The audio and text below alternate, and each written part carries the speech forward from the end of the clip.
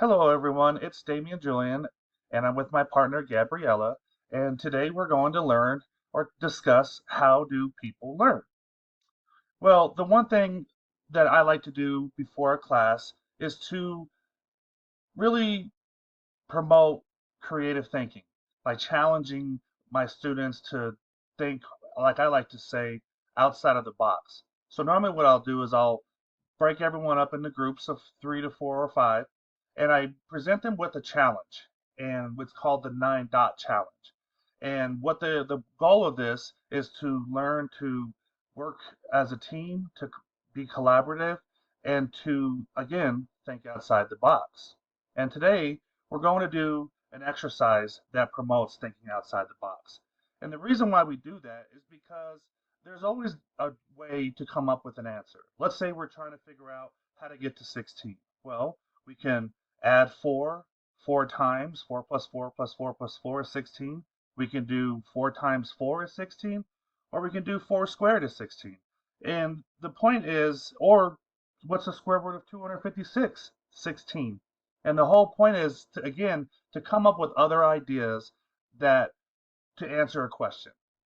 So with that, let's start our exercise here.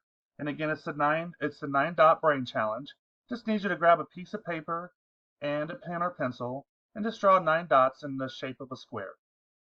And the rules of the game are basically to connect all the dots using less than 4 lines without lifting your pen or pencil off the paper. So with that, go ahead and take a couple minutes and try to complete the exercise. Now, again, normally you have a teammate to bounce ideas off or try it together, but for the sake of the argument, right now we just need you to do it on your own. So go ahead and begin.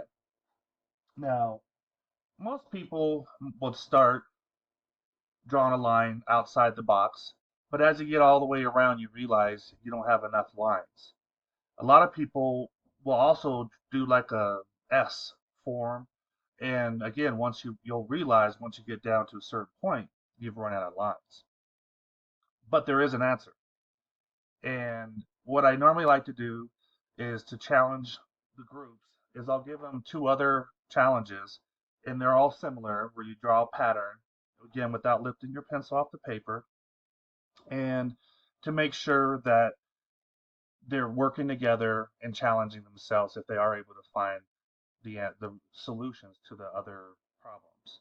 Now, what we're trying to do here is we're trying to, like Sam and Trader said, we're trying to feed the need to be creative. We want them to be creative, and we want to manipulate the classroom pace. So we're not doing the standard stand in front of your classroom, open your textbooks, and do a worksheet.